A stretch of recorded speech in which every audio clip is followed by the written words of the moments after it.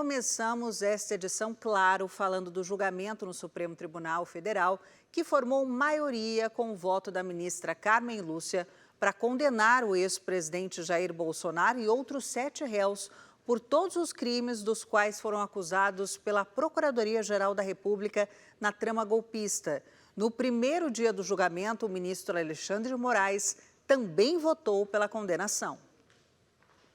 Diante de todo exposto, voto no sentido da procedência total da ação penal para condenar os réus Almir Garnier Santos, Anderson Gustavo Torres, Augusto Heleno Ribeiro Pereira, Mauro César Barbosa Cid, Paulo Sérgio Nogueira de Oliveira e Walter Souza Braga Neto pela prática das condutas de organização criminosa armada, tentativa de abolição violenta do Estado Democrático de Direito, golpe de Estado, dano qualificado pela violência e grave ameaça contra o patrimônio da União e com considerável prejuízo para a vítima e deterioração do patrimônio tombado, observadas as regras de concurso de pessoas e concurso material.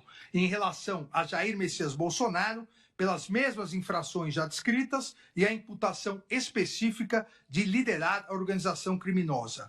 E condena o réu Alexandre Rodrigues Ramagem pela prática das condutas de organização criminosa armada, tentativa de abolição violenta no Estado Democrático de Direito e golpe de Estado. É o voto, senhor presidente. Essa foi a conclusão do voto de Alexandre de Moraes no julgamento que pode condenar o ex-presidente Jair Bolsonaro e mais 7 aliados pela trama golpista para tentar reverter o resultado das eleições de 2022. A sessão foi aberta às 9 da manhã pelo ministro Cristiano Zanin, presidente da primeira turma do Supremo. Em seguida, o relator, ministro Alexandre de Moraes, iniciou a leitura do voto. Moraes analisou pedidos das defesas de Jair Bolsonaro e dos demais acusados, entre eles nulidade da delação de Mauro Cid, alegações de falta de tempo para análise das provas. As defesas, inicialmente, é importante pontuar, insistem, eu diria, que confundem os 8 primeiros depoimentos dados sucessivamente em 28 de agosto de 2023 com 8 delações contraditórias. Isso foi reiteradamente dito aqui, como se fosse uma verdade. Isso, com todo respeito, beira a litigância de má-fé.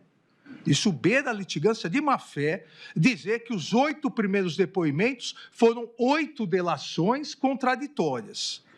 Ou beira total desconhecimento dos autos, não leram os autos, ou beira litigância de má-fé.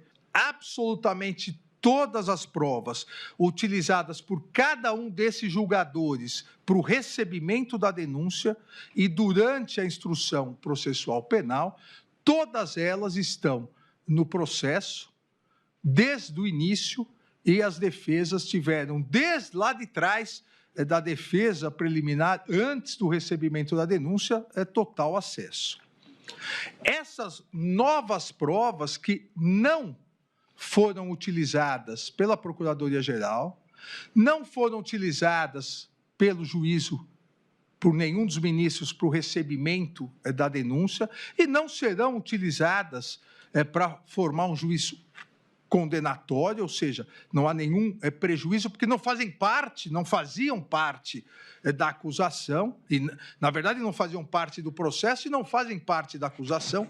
Essas provas foram solicitadas pelas defesas. Houve o deferimento, a Polícia Federal forneceu, e todos os dias as defesas, ou a maioria delas, as defesas reclamavam de não ter tempo hábil. O ministro também defendeu como provas a agenda do general Augusto Heleno e os documentos encontrados com Alexandre Ramagem. Para Moraes, não é normal que um general e um integrante do governo tenham anotações golpistas em sua agenda. Ainda de acordo com o relator, não há dúvidas de que houve uma tentativa de golpe de Estado que culminou nos ataques de 8 de janeiro. Na verdade, esse julgamento não discute se houve ou não tentativa de golpe, se houve ou não tentativa de abolição ao Estado de Direito. O que discute é a autoria, se os réus participaram, porque não há nenhuma dúvida nessas todas condenações e mais de 500 acordos de não persecução penal, de que houve tentativa de abolição ao Estado Democrático de Direito, de que houve tentativa de golpe, que houve uma organização criminosa e que gerou dano ao patrimônio público. O Brasil quase volta a uma ditadura que durou 20 anos, porque uma organização criminosa constituída por um grupo político não sabe perder eleições. Logo no início da sessão, Moraes foi interrompido pelo colega Luiz Fux, que apresentou divergência. Fux defendeu que o julgamento deveria ocorrer no plenário do STF e não na primeira turma. Durante a leitura do voto, a Embaixada dos Estados Unidos no Brasil replicou uma mensagem do governo Donald Trump com críticas a Alexandre de Moraes. A publicação original foi feita pelo subsecretário para a Diplomacia Pública do Departamento de Estado. Aliados de Bolsonaro esperam novas sanções a autoridades brasileiras diante do julgamento do ex-presidente. As sessões desta semana estão reservadas para concluir a votação. O julgamento vai definir se os réus serão absolvidos ou condenados e por quanto tempo. Depois do relator, votam Flávio Dino, Luiz Fux, Carmen Lúcia e Cristiano Zanin. A maioria será formada com 3 dos 5 votos. Se condenados a mais de 8 anos, os réus começam a cumprir pena em regime fechado. Penas menores garantem direito ao semiaberto. A prisão, no entanto, não será imediata. Primeiro, cabem recursos como os embargos de declaração, que costumam ser rejeitados.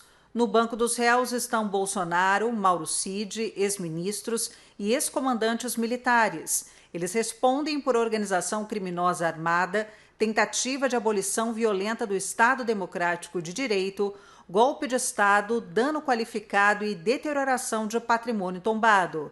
A exceção é Alexandre Ramagem, hoje deputado federal, que responde a apenas 3 dos 5 crimes, em razão da prerrogativa de função. Nenhum dos réus esteve presente neste dia de julgamento.